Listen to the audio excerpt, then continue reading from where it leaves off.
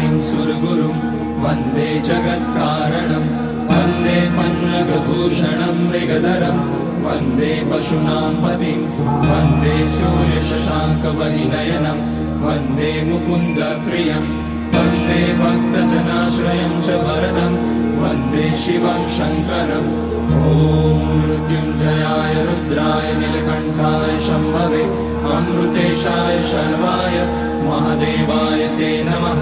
नमस्तेऽस्तु भगवन् विश्वेश्वराय महादेवाय त्र्यम्बकाय त्रिपुरान्तकाय त्रिकाग्निकालाय कालाग्निरुद्राय नीलकण्ठाय मृत्युञ्जयाय सर्वेश्वराय सदाशिवाय श्रीमान् महादेवाय नमः।